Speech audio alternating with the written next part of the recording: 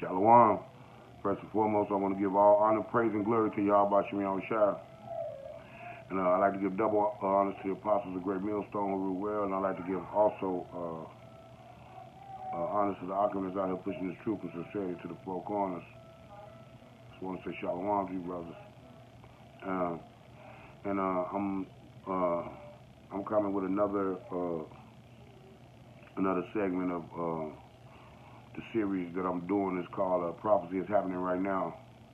It's the fifth segment of it, and I'm gonna just jump into it.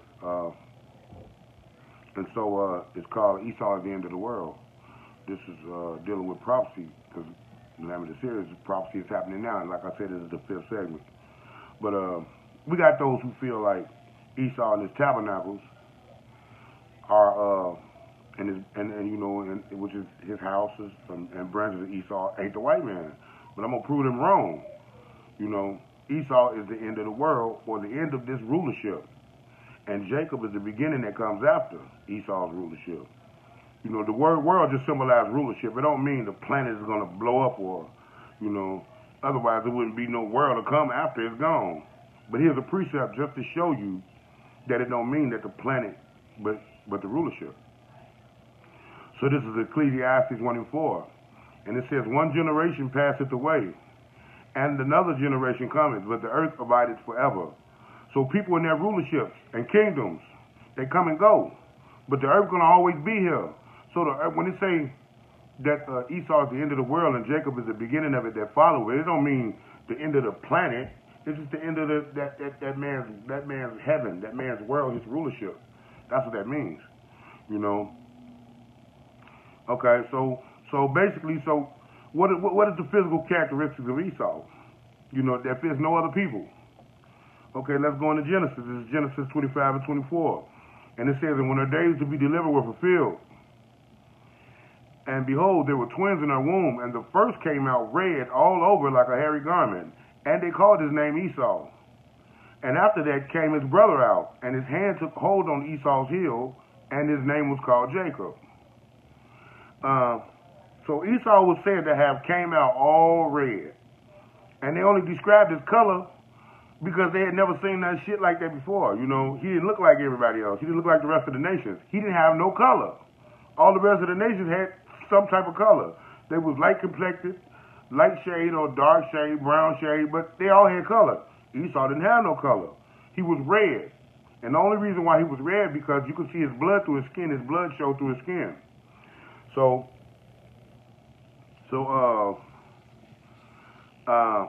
It was only able to do that because, like I said, he had no color. But the only people who were not people of color who on the entire planet was Esau.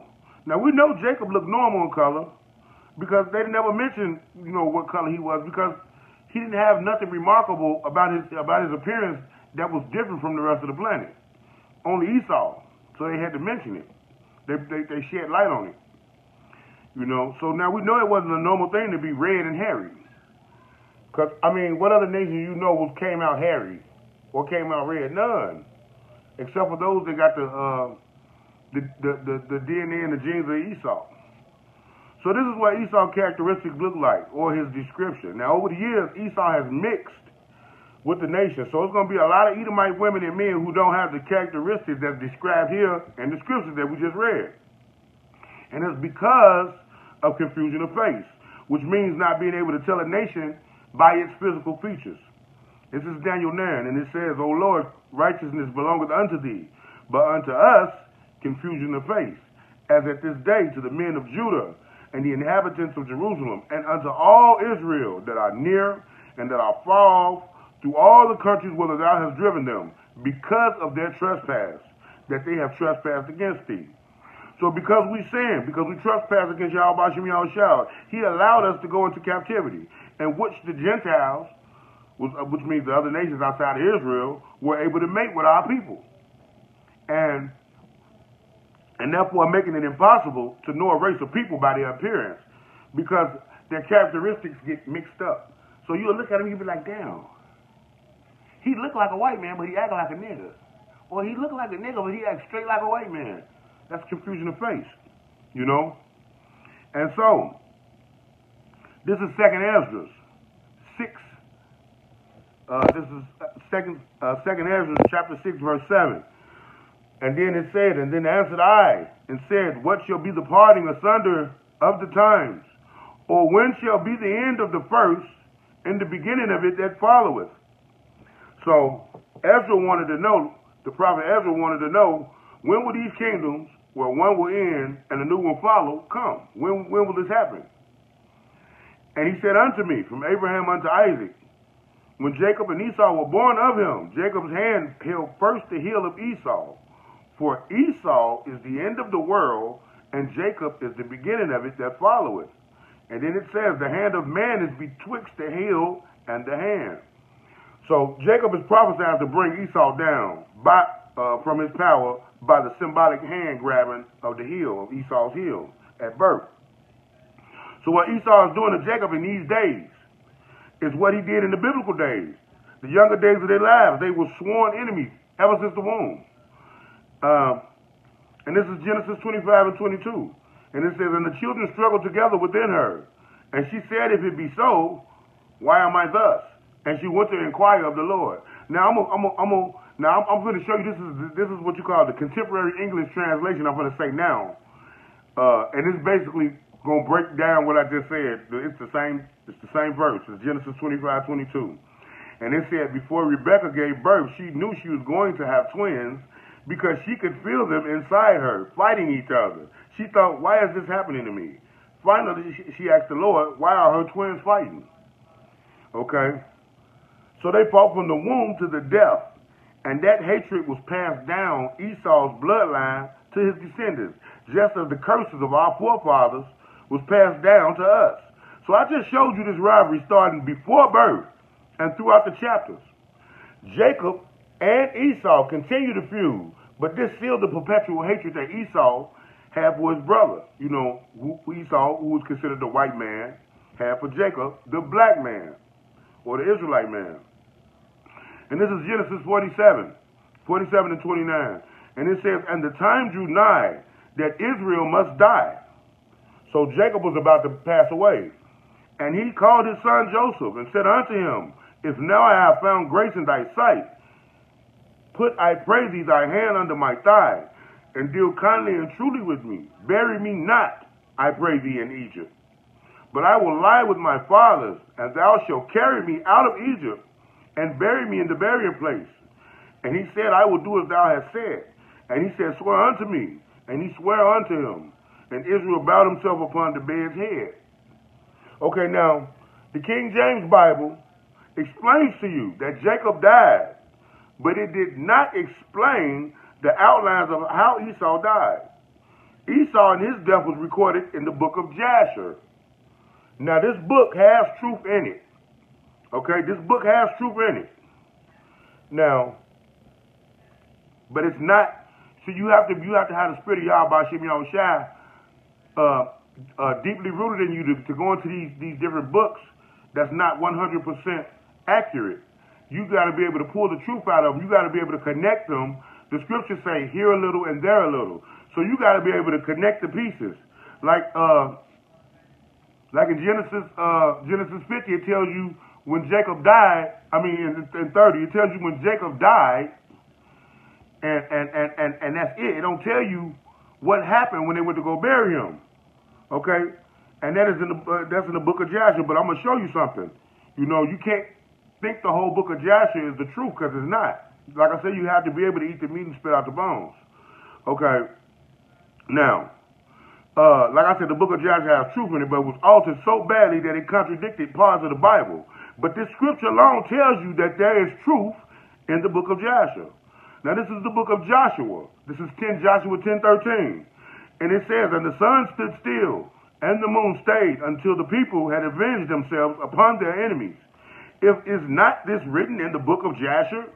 So we know the scriptures is telling you about the book of Jasher. So we know the book of Jasher is mentioned in the scripture. So we know that there is a book of Jasher.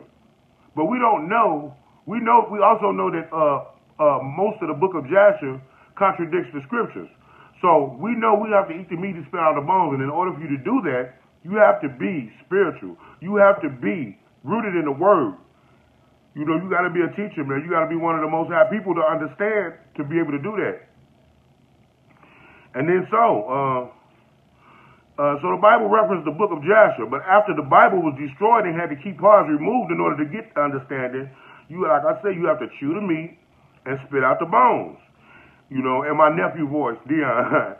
in order to do that, you must have the spirit of Yahweh Shem Yahushua in you to understand the scriptures. You know, but this is how Esau died. I'm gonna tell you. This is book of Joshua, chapter 56, verse 35. And this is going to be a decent read. It says, and Jacob's son carried the bier upon which he lay. So Jacob was dead and they was going to bury him. But he didn't want to be buried in Egypt, you know, because he lived in the land of Egypt all this time, you know, and he didn't want to be buried in Egypt. He wanted to be buried amongst his fathers, you know, the rest of the Israelites. So he didn't want to be there. So Pharaoh was like, cool, go bury him with his people, you know. He's like, and I'm going to send an army of people with you to roll with you in case you have some trouble, you know. And so, and it says, according to all that their father commanded them, so did his sons unto him. So he went to go bury him the way he wanted to be buried. And the bier was of pure gold, and it was inlaid round about with the onyx stones and bdellium, and covering of the bier was gold woven work, joined with threads over them, which were hooks of onyx stones and bdellium. And Joseph placed upon the head of his father Jacob a large golden crown, and he put a golden scepter in his hand. They surrounded the bier, as was the custom of kings during their lives. And all the troops of Egypt went before him in this array. At first, all the mighty men of Pharaoh and the mighty men of Joseph, and after them, the rest of the inhabitants of Egypt. And they were all girded with swords and equipped with coats of mail, and the trappings of war were upon them. So they was prepared in case somebody came up against the Israelites when they was going to bury Jacob. They was his security, the Egyptians. And they was ready for war. They had their weapons and everything, as the scripture just told you. So, and it said, and all the weepers and mourners went at a distance opposite to the bier, going and weeping and lamenting, and the rest of the people went after the bier. And Joseph and his household went together near the bier, barefooted and weeping. And the rest of Joseph's servants went around him. Each man had his ornaments upon him, and they were all armed with their weapons of war. But when Esau heard that Jacob's sons were coming to bury him in the cave of Machpelah, which their fathers were buried in, Esau and his sons stood against them. Okay, so he was like, hold on. He's like, no, we're going to stop. He dude ain't going in the cave. He done tricked me out of my birthright. He done supplanted me for my blessing. I'll be damned if he go get buried with my fathers, you know. So he was against it. So Esau and his sons stood against him. And the battle that follows helps us understand, you know, helps us understand the great enmity or the great hatred between Jacob's sons and the men of the spirit, which is Esau. The men of the spirit and Esau's sons, which was the men of the flesh. Okay. Now here's how the battle begins. This is the book of Joshua, 56 and 49, and it says, and Jacob, Salaki, and it says, and Joseph and his brethren brought their father Jacob from that place, and they went to Hebron to bury Jacob in the cave by his fathers, and they came unto Kiriath Arba to the cave. And as they came, Esau stood with his sons against Joseph and his brethren as a hindrance in the cave, saying, Jacob shall not be buried therein, for it belongs to us and to our father. So they tried to deny Jacob the right to be buried with his fathers. And we saw that Jacob and his sons received all the land of Canaan, and the cave in particular at the death of Isaac as the inheritance. The transaction was witnessed and recorded at the time, and the documents that's now in Egypt were then sent our fastest runner, Naphtali, to fetch them. And that is when the fighting began. And this is Joshua 56 and 60. It says, and when Esau saw that Naphtali had gone to fetch the records, he and his sons increased their resistance against the cave, and Esau, and all the people rose up against Joseph and his brethren to battle. So even though Esau was being ignorant and hateful, trying to deny this man to be buried with his fathers. Jacob, the sons of Jacob was the 12, the sons of Jacob, which is the Israelites. They still wanted to be diplomatic about it. They didn't want to just take off on these people, right? Because they already didn't like their ass. But they didn't want to take off on them. So they just like, okay, we're going to send Naphtali. He our fastest run. He's going to get there to Egypt real quick and get back real fast. And he's going to show you that all of this shit belongs to us. We own all this land. This was ours as an inheritance, you know. So, and then it said, and all Jacob's sons and people, Salaki, and all Jacob's sons and the people of Egypt fought with Esau and his men. And Esau's son and his people were smitten before Jacob's sons. And Jacob's sons slew of Esau's people 40 men. Esau died in the first battle. It was at this time that Dan's son, a man who could not speak nor hear, walked up to Esau and severed his head from his body. So they chopped Esau's motherfucking head off. Okay? And it says, and Shushan was dumb and deaf. Still he understood the voice of consternation amongst men. And he asked, saying, why do you not bury the dead? And what is this great consternation?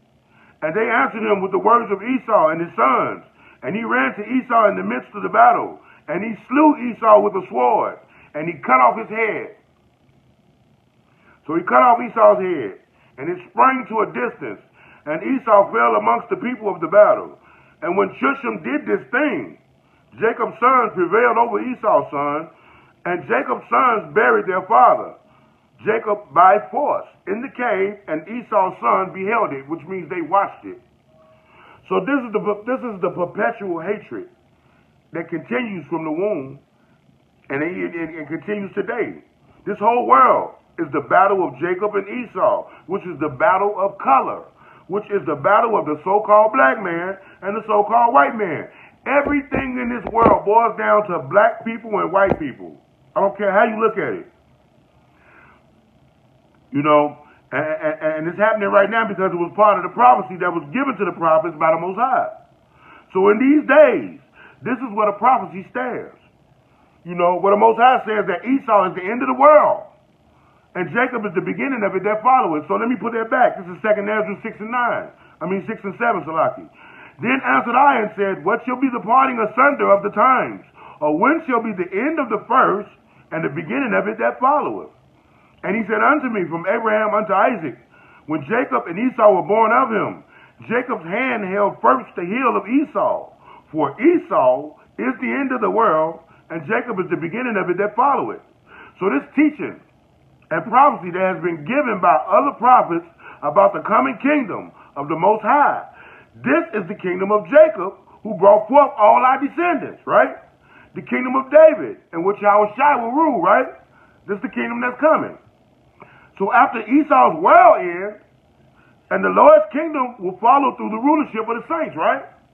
So ask yourself, so who has control of this world? The white man do, right? That's right. Who has oppressed the planet and shook the nations with hydrogen bombs and atomic bombs? Nobody but Esau, this white man. Okay? Okay, who has ruled the nations with a rod? I'm talking about with fierce anger, always in people's business. Esau, this so-called white man. Okay? Alright? Now, who is going to fall from heaven, which is their rulership, their kingdom right now? Esau, the white man. And how do we know that? Because the scripture said that Esau is the end of the world, and Jacob is the beginning of it that follow it. So this white man that's in power right now in these end times, if he's not Esau, then who the fuck is he? Because he is the end of the world. This is the end times. This is the man that they've been talking about. You guys been running around here with this false doctrine. Esau not the white man. Japheth is the white man. Get the fuck out of here. Ain't no way you can prove no shit like that. There wasn't no fucking white man. The white man didn't even exist until the birth of Jacob and Esau, the so-called white man. There was no motherfucking white people then. There wasn't no white people before the birth of Jacob and Esau, except when Cain had the mark put on him by Shimon Shai. When he had that mark put on him, that was the mark of Cain. And the spirit of Esau was in that man. So he was the wicked at that time. So the scripture says no new things under the sun. So I just proved to you, just by that prophecy. See, y'all got to understand, man, the prophecy proves everything. Because with that prophecy, you line up that prophecy with current events. We already know these end times. If we can agree that we are living in the very last of the last days, the end times, and we know that this white devil is going to be destroyed, and his kingdom, his world is going to end, and ours is just going to start. We're going to take over after this. So he said Esau is the end of the world, and Jacob is the beginning of it that follow it. So this white man got to be Esau. I mean, it's many tabernacles of Esau. And I explained that to you. If you go through my the series of these videos that I put down where prophecy is happening right now, I explain all of that. I explain the tabernacles and the houses of Esau. There's many of them. You put them together. The fucking most of China, even though they look that way, some of them is Jake and some of them is Esau. You know, but you got to understand they was the children of Lot, but they look how they look because of the incest thing. But the Russians, the Australians, the Americans, the British, all these fucking people, they all different kingdoms, but they all tabernacles of Esau. They all branches of that tree from Esau. Esau is the stump and the root. And the branches, those are the fucking branches, they came from them. The Romans, the Greeks. All that, those are the tabernacles or the houses of Esau. And what did the Most High say?